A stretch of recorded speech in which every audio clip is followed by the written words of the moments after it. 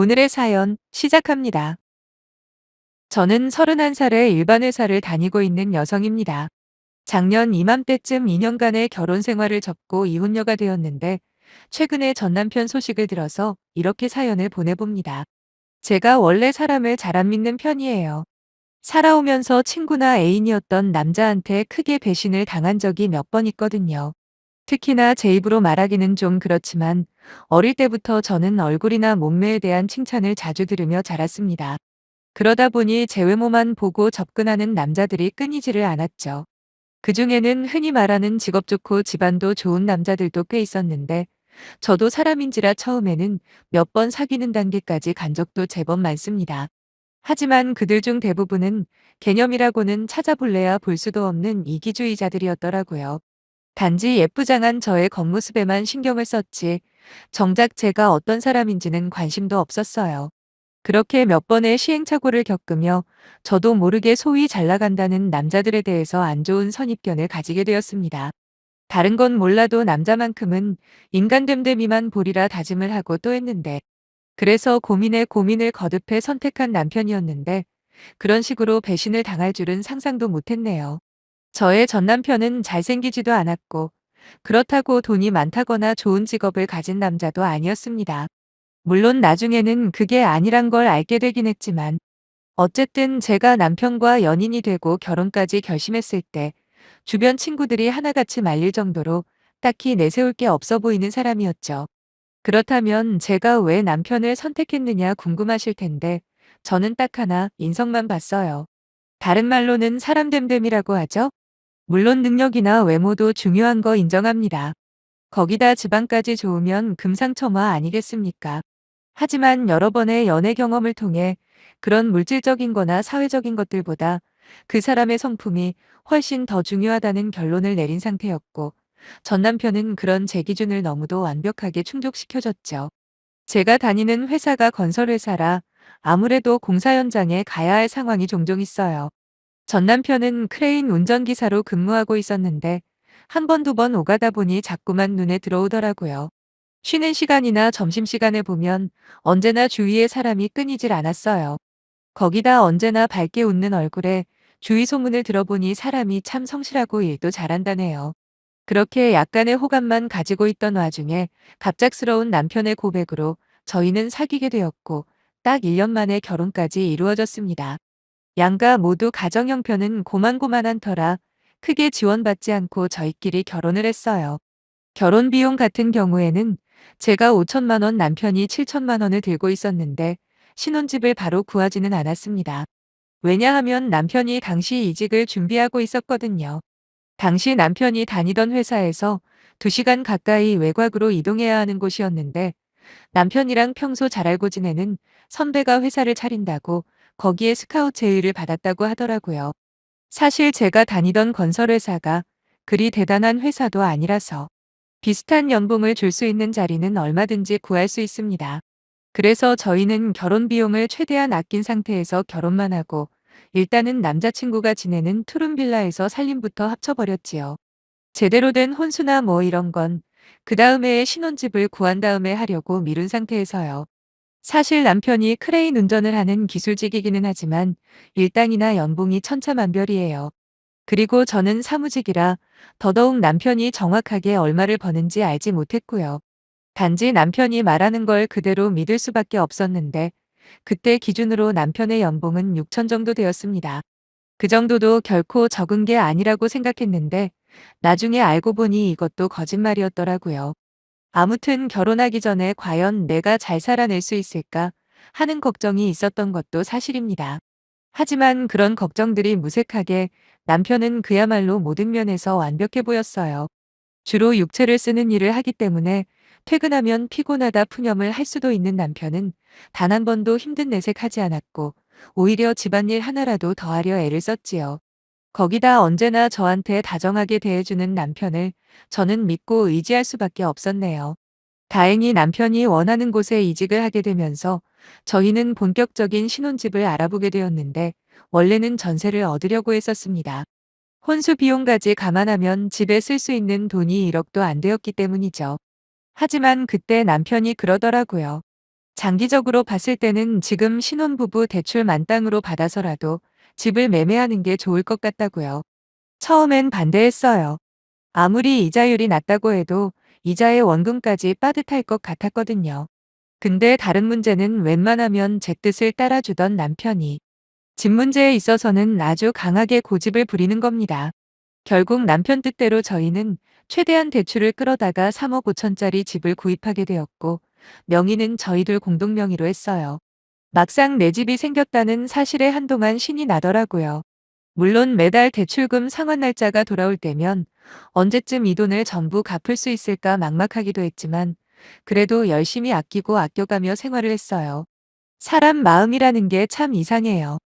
지금 생각하면 당시 남편에게 이상한 점이 한두 가지가 아니었는데, 그때는 전혀 예상을 못했거든요. 워낙 착실하고 다정한 남편이라고만 생각해서 설마 뒤로 그런 미친 짓을 하고 다녔을 줄은 전혀 예상을 못한 거죠. 남편은 토요일은 무조건 출근을 했습니다. 요즘 아무리 주 5일제다 뭐다 해도 아직까지 공사 현장에서는 토요일 근무는 거의 기본으로 한다고 보시면 돼요. 거기다 일정이 바쁠 때는 일요일도 출근해서 특근을 하던 남편이었죠.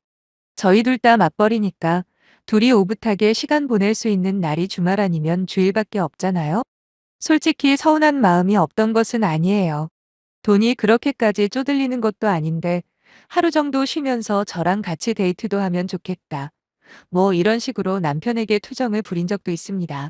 하지만 남편은 그럴 때마다 정색을 하면서 젊을 때 한 푼이라도 더 벌어야 하지 않겠냐고, 그래야 나중에 애가 태어나도 여유가 있을 거 아니냐며 꿋꿋하게 출근을 하더라고요. 아쉬운 마음보다 그때는 그런 남편이 든든하기만 했습니다.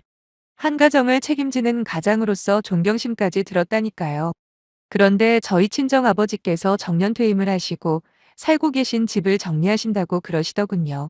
그러면서 지금까지 도심에서 살았으니 이제는 외곽에 있는 저희 동네 근처에서 살고 싶다고 하시길래 저는 반가운 마음에 동네 부동산 여기저기 돌아다니기 시작했습니다. 그리고 엄청난 사실을 알아버렸죠. 저희 아파트를 구할 때 일을 봐주셨던 부동산에 들렀을 때였어요. 저희 부모님이 생각하시는 집을 설명드리고 나오려는데 갑자기 저한테 그러는 겁니다. 능력 좋은 남편 둬서 좋겠다고요. 저는 그냥 의뢰하는 소리겠거니 하고 감사하다 인사를 드렸는데, 곧이어 하는 이야기가 최근에 남편이 월세로 원룸을 하나 얻었다는 거예요. 그것도 처제가 쓸 곳이라고 하면서 말이죠. 저는 외동이거든요. 뭔가 잘못되었다는 확신이 들었어요. 그렇게 다시 자리에 앉아 여러 가지를 캐물었고, 놀라운 사실은 그뿐만이 아니었습니다. 알고 보니 저희 아파트 대출금을 이미 전부 상환을 했다는 겁니다. 그것도 몇 달 전에 말이죠. 보통 신혼부부 대출은 워낙 이자율이 싸다 보니 중도 상환하는 경우가 거의 없다면서 남편이 무슨 일을 하길래 그런 큰돈을 한 번에 만들 수 있냐고 궁금해하기까지 하더라고요. 그럼 지금까지 제가 남편 통장에 계속 입금했던 대출금은 어디로 간 건가? 그 전에 왜 나한테 이런 거짓말을 한 거지? 아무튼 별의별 생각이 다 들었습니다. 남편에게 섣불리 물어봤다가 오히려 역효과만 날 것 같아 저는 중학교 때부터 가장 친하게 지내는 친구에게 상황을 전부 털어놨지요. 그랬더니 친구는 대번에 바람 피우는 거라 확신을 하는 거예요. 사실 저 몰래 원룸을 구했다는 말을 들었을 때 저도 같은 생각을 하긴 했어요. 하지만 지금까지의 남편에 대한 믿음이 있기 때문에 애써 부정을 했던 거죠. 친구의 부탁으로 원룸 주소를 알려주고 저는 저대로 사람까지 써가며 남편 뒷조사를 시작했습니다. 그러는 동안에도 정말 납득이 안 되더라고요. 도대체 무슨 돈으로 대출금을 한 번에 갚아버린 것이며, 그럼 지금까지 우리가 갚아왔던 그 돈은 어디로 갔는지, 거기다 원룸은 무슨 용도로 구한 건지까지 머릿속이 온통 복잡하기만 했습니다. 그래도 그 와중에 남편에 대한 일말의 기대는 저버리지 않았어요. 무슨 사연이 있겠지, 나한테까지 말 못할 피치 못할 사정이 있을 거야 라며 제 자신을 설득하려 노력하다 보니 어느새 2주일인가 흘렀더군요. 남편 뒷조사가 끝났다며 전화가 왔길래 친구와 함께 그쪽 사무실로 찾아갔습니다. 수십 장의 사진들을 건네받고 확인한 결과 역시나 남편이 바람이 났다는 걸 인정할 수밖에 없었고요. 거기다 지금까지 토요일이나 일요일 날에 한 번도 회사에 출근하지 않았다는 남편 회사 사람의 증언 내용을 들었을 땐 다리에 힘이 풀려 그 자리에 주저앉을 수밖에 없더군요. 남편의 뒷조사는 생각보다 훨씬 깊고 다양하게 이루어져 있었어요. 첫째로 남편이 바람을 피우고 있는 상대는 남편을 스카우트해준 지금 직장의 사장형님 와이프랍니다. 은혜를 원수로 갚아도 유분수지. 전에 다니던 회사보다 훨씬 더 좋은 조건으로 취업을 시켜줬는데 그런 형님의 뒤통수를 치다니 진짜 쓰레기 중에 쓰레기 아닙니까? 심지어 그 여자는 애까지 한 명 있는 걸로 알고 있거든요. 그리고 또 한 가지, 지금까지 저는 남편이 토요일은 무조건 회사에 나가서 일을 하고 일요일도 종종 특근을 하는 걸로 알고 있었잖아요. 근데 그게 전부 다 그 여자랑 둘이서 놀러 다녔던 거예요. 그것도 모르고 주말에 일하고 돌아온 남편이 안쓰러워 정성스럽게 건강식해다 바치는 것도 모자라 1시간씩 전신 마사지도 해줬네요. 정작 힘은 다른 데다 쓰고 온 줄도 모르고 말이죠. 아무튼 저는 사진과 증거들을 모조리 받은 다음 그날 저녁 남편과 단판을 지었습니다. 더 이상 망설일 이유가 없었으니까요. 가장 궁금한 거부터 물어봤죠. 무슨 돈이 있어서 2억가까지 되는 대출금을 갚았냐고요. 모른 척 연기하는 남편에게 제가 가지고 있는 사진들을 쭉 보여주니 그제야 체념을 했는지 전부 다 술술 불더라고요. 그것도 그냥 자백하는 수준이 아니라 뭐에 겁먹은 강아지 마냥 눈물 콧물 다 쏟으며 지금까지의 일들을 털어놓는데 저 진짜 기절하는 줄 알았네요. 남편은 저와 결혼하기 전 코인에 투자를 한 적이 있답니다. 다들 기억나시나요? 왜 한때 우리나라에서 코인 열풍이 불었을 때가 있었잖아요. 뭐 10배가 되었다느니 20배가 되었다느니 그래서 직장인들 중에 갑자기 돈벼락을 맞았다며 뉴스에도 여러 번 나왔었는데 알고 보니 남편이 그 중에 한 명이었던 거예요. 그때 전 재산이 3천만 원 정도 있었는데 새로 회사를 차려서 남편을 데리고 온 그 사장형님의 권유로 코인을 사두었답니다. 근데 그게 대박이 나버린 거예요. 석 달 만에 3천만 원이 20배가 뛰어버린 거죠. 6억이라는 큰돈이 생긴 남편은 한동안 흥청망청 돈을 쓰기 시작했답니다. 그렇게 마구 돈을 뿌려대다 정신을 차렸는데 그때 딱 저랑 만나게 된 거죠. 문제는 저와 결혼할 때 자신에게 5억이 넘는 돈이 있다는 걸 감쪽같이 숨겼다는 거예요. 참고로 이 인간은 자기 월급도 100만 원이나 적게 가져다 줬더라고요. 저희가 갚아야 하는 대출금이 대략 100만 원 가까이 되거든요. 신혼부부 대출로 모자라서 저축은행권까지 손을 빌려야 했다 보니 제법 금액이 부담이 되긴 합니다. 그런데 저를 속이고 월급이랑 대출금 명목으로 거의 200만 원을 매달 자기 쓰고 싶은 대로 써왔던 거예요. 여기까지만 해도 1000번이고 이혼할 만한 사유가 되겠지만 문제는 평소 친하게 지내던 사장형님 와이프랑 바람까지 피워버렸다는 사실입니다. 저도 한두 번 스치듯 만난 적이 있기는 한데 남편보다 3살 많은 걸로 알고 있거든요. 몰래 몰래 둘이서 여행도 다니면서 은밀한 만남을 지속해오다 더 나아가서 원룸까지 구했다는 말을 들었을 땐 진짜 그 자리에서 어떻게 해버리고 싶을 만큼 분노가 치밀어 올랐습니다. 결국 한참을 있는 그대로 털어놓던 남편이 마침내 진짜 자기가 하고 싶은 말을 꺼내놓더라고요. 저는 한 번만 봐달라. 이혼만은 제발 하지 말자. 뭐 이런 말을 할 줄 알았어요. 물론 그래도 전 끝까지 이혼을 했겠지만 막상 남편의 입에서 나온 말은 전혀 의외였죠. 위자료 5천만 원을 챙겨줄 테니까 조용히 갈라서 자는 겁니다. 순간 머리가 어질어질하면서 이 남자가 지금 무슨 말을 하고 있는 건가 싶었어요. 남편은 자기도 염치가 있다며 이런 상황에서 어떻게 저를 잡을 수가 있겠냐는 거예요. 저한테 미안한 마음뿐이라고 그래서 금전적으로 보상을 해주고 싶다는 게 남편의 요지였습니다. 얼마나 연기를 잘하는지 닭똥 같은 눈물까지 뚝뚝 흘리면서 말을 하는데 진짜 깜빡하면 속아 넘어갈 뻔했지 뭐예요. 저는 매정하게 말했습니다. 지금 나한테 위자료 그딴 게 중요할 것 같냐고요. 너랑 그 여자 둘 다 가만히 안 놔둘 테니까 그렇게 알고 각오 단단히 하라고 했더니 갑자기 남편의 태도가 돌변하더니 그냥 조용히 돈 받고 이혼해주면 어디가 덧나냐고 버럭 화를 내더라고요. 하지만 잃을 게 많을수록 겁이 많다고 하잖아요. 그때의 저는 아무것도 두려울 게 없는 상태였습니다. 진짜 이 세상에서 그냥 사라지고 싶은 마음뿐이었으니까요.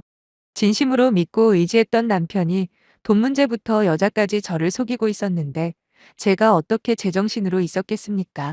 그 후로 남편은 울면서 매달리기도 하다가 또 갑자기 협박도 하다가 아주 혼자서 생쇼를 하더군요. 혹시라도 무슨 일이 생길까 싶어 일단 대강 짐을 싸서 친구네로 옮긴 다음 본격적으로 이혼 소송을 준비했지요. 물론 상간 여소송도 별도로 진행을 시작했고요.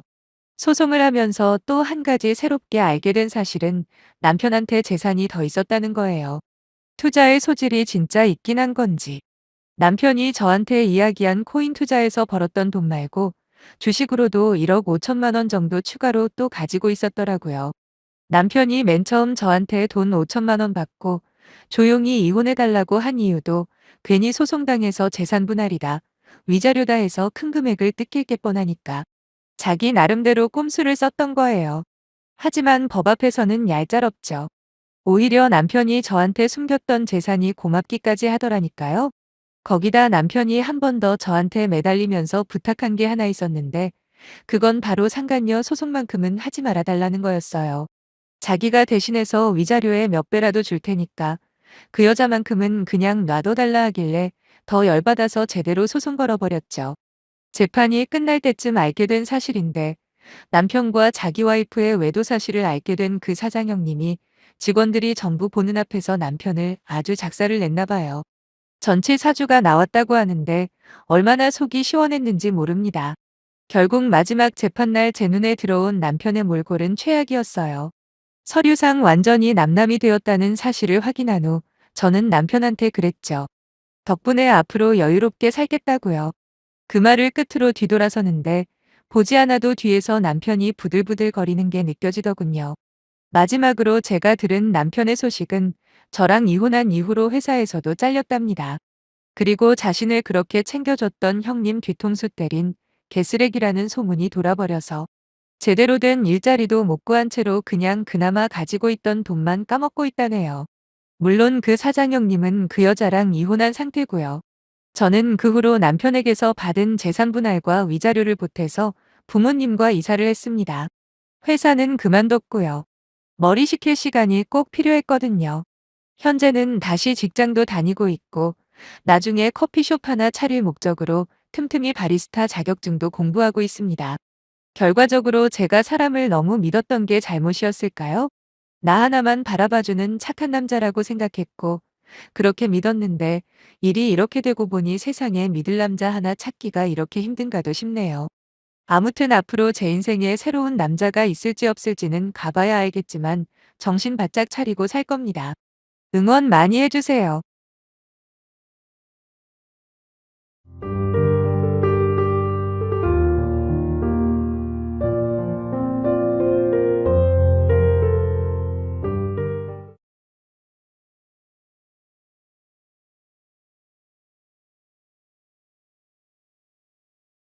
오늘의 사연 시작합니다. 저는 32살, 헤어샵을 하고 있는 30대 중반의 여성이에요. 이렇게 글을 쓰기로 결심을 한 건 다름이 아니라 말 한마디 때문에 파혼을 하게 되어서입니다. 그것도 불과 한 달 후면 결혼식이 예정되어 있었거든요. 물론 전 지금도 제가 잘못한 건 하나도 없다고 믿고 있지만 그래도 혹시 다른 사람들은 어떻게 생각하는지 궁금해서 여기에 사연을 신청해 보려고요. 저는 지금 살고 있는 곳에서 나고 자란 토박이에요. 대학교만 경기도에서 다녔는데 그 기간만 제외하면 대부분을 여기서 살고 있죠. 처음부터 헤어 디자이너가 제 꿈은 아니었어요. 졸업하고 몇 군데 회사를 다니긴 했지만 도무지 저와는 안 맞더라고요. 그렇다고 제가 사회생활에 문제가 있는 사람은 아닙니다. 단지 곳곳에 만연해 있는 남자와 여자에 대한 이중적인 잣대가 문제였죠. 제가 원래 그런 거에 예민하거든요. 학창 시절부터 성평등에 관심이 많았던 저는 영화나 TV를 봐도 남들은 눈치채지 못하는 아주 사소한 장면들에서도 여자라는 이유만으로 차별을 하는 모습들을 알아챘고 그게 너무도 화가 났습니다. 오해하실까봐 미리 말씀드리는데 그렇다고 제가 무슨 극단적인 여성 우월주의자 뭐 그런 사람은 아니에요. 남자와 여자의 물리적인 차이점도 인정하고 무조건적인 할당제 역시 잘못됐다고 생각합니다. 거기다 군대 문제도 남자들이 어떤 형식으로든 충분히 보상을 받아야 한다고 생각하고요. 문제는 아무 이유도 없고 근거도 없이 차별을 하는 것에는 아주 적극적으로 반대를 한다는 거죠. 회사 생활은 안 맞다고 빠르게 판단한 제가 미용업계에 뛰어들면서 이런 제 신념은 점점 더 확고해져만 갔어요. 예전이야 미용실 헤어샵 하면 여성 손님들이 훨씬 더 많았지만 요즘은 거의 반반이거든요. 하지만 남성 손님들은 먼저 말을 걸지 않는 한 과묵한 편입니다. 반면에 여성 손님들 같은 경우에는 온갖 사적인 이야기를 많이 털어놓죠. 그러다 보니 제 나이 20대 초반서부터 남들의 연애 이야기나 결혼 생활, 특히 시가와의 갈등에 대해서 들을 기회가 많았어요. 이런 사연 유튜브를 시청할수록 어쩌면 그렇게도 손님들에게 들었던 이야기들과 흡사한 사연들이 많은지. 정말이지 우리나라의 정상적이고 착한 사람들도 물론 많겠지만 그에 못지않게 무슨 생각을 하고 사는지 모를 도라이들도 참 많더라고요. 아무튼 제 생각이 그렇다 보니 연애를 할 때도 무조건 더치페이만 주장했고 혹시라도 남자친구에게 선물이나 무언가를 받게 되면 저 역시도 똑같이 해줘야 직성이 풀렸습니다. 처음에 남자친구들은 그런 저를 좋아했죠. 요즘 보기 드문 쿨한 여성이라면서요. 사실 아직도 남자들이 무조건 돈을 다 써야 한다. 그리고 자기는 여자니까 보호받아야 하고 반드시 누군가가 지켜줘야 한다는 고리타분한 의식을 가진 여자들이 생각보다 많거든요. 하지만 저를 만나는 기간이 길어질수록 남자들은 지친다고 하는 겁니다. 저보고 기가 너무 세대요. 어떤 놈은 이런 말도 했어요.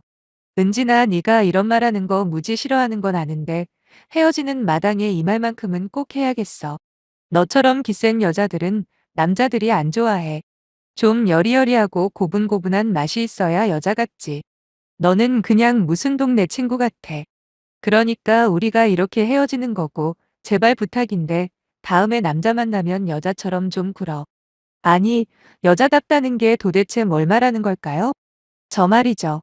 치마만 입습니다. 엄청 편해서요. 그러니 외향적인 부분을 말하는 건 아닐 테고. 그럼 남자가 시키는 대로 내내하며 따라만 가는 걸 그놈은 여자답다라고 한 걸 텐데 그러니까 고분고분이라는 말을 썼겠죠? 전 이게 가장 이해가 안 되고 화가 나는 부분이에요. 성격에 따라 누구는 좀 과격하거나 고집이 있을 수도 있고 또 어떤 사람은 얌전하고 순종적일 수도 있는 거지. 왜 콕 꼬집어서 얌전하고 순종적인 성격만을 지칭해서 속칭 여자답다라고 하는 걸까요? 물론 요즘 사회 전반적으로 많이 바뀐 것도 맞아요. 하지만 아직 한참 모자란 부분도 많은 것 또한 맞는 이야기죠. 특히 지난해 제가 헤어샵을 차리고 본격적으로 동네 아주머니들한테서 오만 이야기들을 들으면서 느낀 건 결혼하고 행복한 사람보다 불행한 사람이 훨씬 많구나 였네요. 그것도 자기 자신의 문제로 불행하다기보다 대부분 남편이나 시가가족들 때문이더라고요. 상당히 예민한 문제일 수도 있으니 여기서 한마디 덧붙이자면 반대로 아내나 처가 가족들 때문에 불행한 남편들도 많다는 거 저도 잘 알고 있습니다. 그래도 아직까지는 아내 입장이 더 약자인 건 사실이잖아요. 여기 사연들만 봐도 한 번에 알 수 있죠. 남편들 중에 누가 명절 때 본가에 못 가서 힘들어요 라고 하나요? 전부 아내들이 친정에 가는 문제로 시가해서 눈치 주고 중간에서 남편은 아무 역할도 안 하던가 아니면 자기가 더 나서서 문제를 일으키죠. 그래서 저는 얼마 전에 헤어진 예비 신랑을 고를 때 정말 신중했습니다. 제가 더 먼저 좋아하긴 했지만 그래도 충분히 시간을 두고 사소한 말이며 행동 하나하나까지 유심히 지켜보고 이 정도면 되겠다 싶을 때 본격적으로 사귀기 시작했거든요. 일단 예비 신랑은 성품이 온순해요. 왜 그런 사람 있잖아요. 어떤 상황에서든 무조건 이겨먹으려는 사람 말이에요. 물론 저도 약간 그런 쪽에 속하기는 하지만 그렇기 때문에 더욱더 제 성격을 조금은 받아주는 성향의 반려자를 찾은 거라 예비 신랑의 차분하고 져줄 줄 아는 성격은 제가 그 사람과의 결혼을 결심하는데 결정적인 요소였네요. 비록 특별하게 직업이 좋다거나 인물이 뛰어나지는 않았지만 돈이야 저도 만만치 않게 벌고 있으니 성실하기만 하면 된다고 생각했고 인물 역시 크게 신경 안 썼어요. 저희 헤어샵 손님들 이야기들을 쭉 종합해 봤을 때 얼굴 뜯어먹는 거 그거 진짜 얼마 안 간다고 하더라고요. 거기다가 남자든 여자든 인물값은 무조건 한다길래 예비 신랑처럼 무던하게 생긴 평범 그 자체인 얼굴이 오히려 저는 더 좋았죠. 예비 신랑 역시 저를 정말 많이 좋아했습니다. 특히 아니다 싶으면 있는 그대로 솔직하게 말하는 면이 마음에 들었대요. 저 만나기 전에 사귀었던 여자가 한 명 있었는데 저와 완전히 반대 스타일이었다고 하더라고요. 진짜 수줍음 많고 싫으면 싫다 좋으면 좋다. 뭐 이런 식으로 말하는 법이 아예 없었답니다. 언제나 오빠가 하고 싶은 대로 해. 라고 하면서 모든 주도권을 예비 신랑에게 넘겼다는데 처음엔 그런 여성스러운 면이 마음에 쏙 들었대요. 하지만 관계가 깊어질수록 오히려 힘든 면이 더 많아지더랍니다. 속으로 무슨 생각을 하는지 도통 알 수 없는 순간에도 얼굴을 보면 이미 뭔가에 잔뜩 삐져 있는 게 보이고 그러다 참았던 걸 한순간에 뻥하고 터뜨리기를 반복하는 거죠. 그런 전 여자친구의 성격에 지쳐버린 예비 신랑은 정반대 성격인 저만 보면 시원시원해서 좋다고 그랬습니다. 솔직히 그 사람 좋으라고 제 성격을 꾸민 건 아니지만 그래도 사랑하는 사람이 저 좋다고 하는데 싫을 리가 있나요? 연애 딱 1년 하고 양가에서 슬슬 결혼은 언제 하냐고 물어오기 시작하더라고요. 그때만 해도 예비 시간은 한 번도 방문을 안 했던 터라 남편 외에 다른 시가 식구들 얼굴도 못 본 상태였죠. 그래서 결혼 이야기도 나오는 참에 인사라도 드리자 해서 예비 신랑이 저희 집에 먼저 인사했습니다. 그 다음엔 제 차례였고 예비 시 부모님은 저를 반겨주시기는 했는데 뭔가 경계하는 듯한 눈치였네요. 이해는 합니다. 곧 며느리가 될지도 모르는 저를 마냥 환영하며 반겨줄 수는 없다는 걸요. 특히 예비 시어머니가 유난히 거리를 두는 듯한 모습을 보였거든요. 솔직히 이 또한 며느리와 시어머니라는 관계를 감안하면 이해 못할 정도는 아니었죠. 그렇게 인사를 마친 후 본격적으로 결혼 준비를 했고 상견례도 무사히 마쳤어요. 시가나 저희 집이나 어느 정도는 경제적인 지원을 해줄 만큼 여력들이 있으십니다. 신혼부부 대출받고 조금 무리하면 자가로 집을 살 수는 있었지만 제가 거절했습니다. 예비 신랑한테는 미안하긴 해도 워낙 주위에서 들은 게 많았던 저는 혼인신고도 1년 후에 그리고 제대로 된 집도 1년 후에 구하자고 했죠. 최소한 사계절 한 번씩은 겪어봐야 평생 살 건지 아니면 돌이켜야 할지 답이 나온다는 이야기를 많이 들었거든요. 물론 시가 쪽에는 저렇게 말하지는 않았어요. 생각해보세요. 어른들 입장에서 이제 막 결혼하는 예비 신부가 시작부터 헤어질 걸 준비한다는 게 말이 안 되잖아요. 시부모님 입장에서는 얼마나 기분 나쁘고 황당한 일이겠어요. 그래서 헤어샵을 이전할 수도 있다는 핑계를 둘러대고 몸만 들어가면 살 수 있는 오피스텔에 1년 계약을 했습니다. 위치는 예비 신랑이 다니는 회사 근처로 잡았고요. 거기라면 저희 친정이랑도 거리가 좀 있고 시가랑도 거리가 제법 되거든요. 혼수라고 할 것도 없었어요. 그래서 예비 신랑이 오피스텔 계약할 때 전월세로 했는데 정확하게 보증금 받내고 나머지 돈은 나중에 제대로 살 집을 구할 때 쓰려고 통장에 그냥 넣어뒀죠. 그렇게 결혼식만을 남기고 하루하루 눈콧될 새 없이 지내고 있는데 어느 날 예비 시어머니가 저와 예비 신랑을 부르더라고요. 거기서 한 달 남은 결혼을 제 스스로 엎어버릴 줄도 모르고 예비 신랑이랑 쫄래쫄래 갔습니다. 혹시 제가 지금 계속 시가라는 단어를 쓰고 있는데 거슬리시는 분들 있나요? 몇 년 전 어디서 들었는데 그러더라고요. 남편 부모님의 집은 시가라는 말과 시댁이라는 높이는 호칭 두 개가 있는데 왜 아내 부모님 집은 처가라는 말밖에 없냐고 말이에요. 물론 처가댁이라는 말이 있긴 하지만 솔직히 처가댁이라고 부르는 남자들 거에 없잖아요. 마치 대부분의 여자들이 시댁이라는 말에 익숙하듯이 남자들은 처가댁보다 처가라는 말만 쓰지 않던가요. 그 말을 듣는 순간 머리가 띵하더라고요. 평소에 그렇게 성평등에 관심이 많던 저조차 아예 모르고 그냥 지나쳐왔구나 하는 생각에 느끼는 게 많았어요. 그때부터 저는 시댁이라는 단어가 그렇게 싫더라고요. 남자 쪽 집을 높여주는 게 싫은 게 아니라 상대적으로 여자 쪽 집을 높여 부르는 단어가 없다는 게 싫었던 거죠. 물론 예비 시가에 인사를 갔을 때나 상견례 때는 꼬박꼬박 시댁이라는 단어를 썼습니다. 그건 당연한 거라고 생각했어요. 왜냐하면 당사자가 앞에 있으니까요. 하지만 시부모님이 없는 자리에선 늘 자연스럽게 시가라는 단어를 사용하며 나름 홍보도 하고 그랬네요. 시어머니가 불렀던 그날 용건은 아주 간단했습니다. 결혼식 전에 마지막으로 얼굴 보며 밥이나 한 끼 하자는 거였죠. 시가에 도착한 전 보리리 급해 화장실로 바로 직행을 했는데 그때 친구에게서 전화가 왔습니다. 어디냐고 묻는 친구의 질문에 지금 시가에 와 있다고 대답을 했죠. 별 생각 없이 보리를 다 보고 나갔더니 시어머니가 상차리던 걸 멈추고 저를 기다리고 계셨더군요. 사실 제가 목소리가 좀 큰 편이에요. 그러다 보니 제 목소리가 밖으로 흘러나간 모양이더라고요. 친구와 통화하는 소리를 들으신 시어머니는 화가 잔뜩 난 얼굴로 제게 잠깐 앉아보라고 하셨습니다. 뭔가 단단히 화가 난 표정으로 저를 노려보시며 너 아까 저 안에서 뭐라고 했니? 시가라고 한 거 맞니? 라고 물어보셔서 저는 맞다고 했습니다. 그리곤 속으로 생각했죠. 이게 그렇게까지 화를 낼 일인가 라고 말이에요. 그랬더니 당장 사과를 하랍니다. 어디서 버르장머리 없이 함부로 시가라고 하냐는데 순간 속에서 뭔가가 울컥하더군요.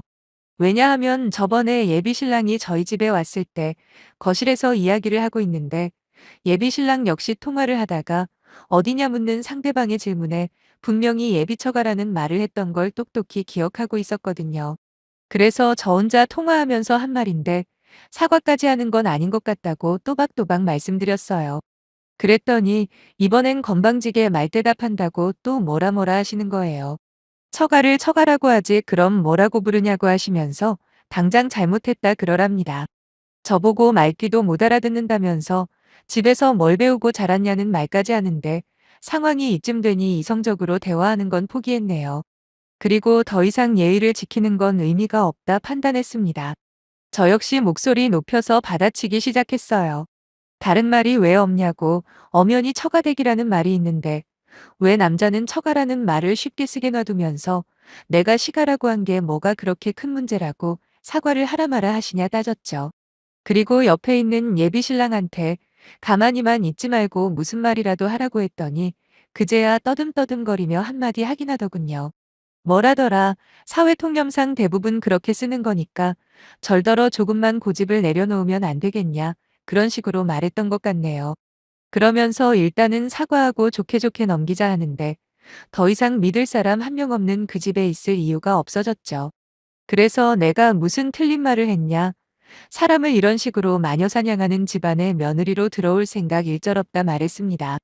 그리고 오피스텔 보증금이며 결혼식장이랑 신혼여행 등등 예약한 것들 전부 다 반씩 나눠서 딱 정리하자 소리치곤 바로 나와버렸네요. 돌아와서 친정부모님께 말씀드렸어요. 웃긴 건 아빠는 저를 이해해 주신다며 뒷정리하는 거 도와주신다 하셨는데 문제는 엄마였어요. 왜 굳이 모나게 굴어서 별것도 아닌 일로 분란을 만들었냐며 오히려 저를 타박하시는 겁니다.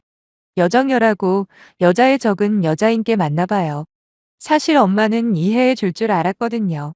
솔직히 아빠가 더 걱정이었는데 결과는 완전 반대라 조금 당황하긴 했어요.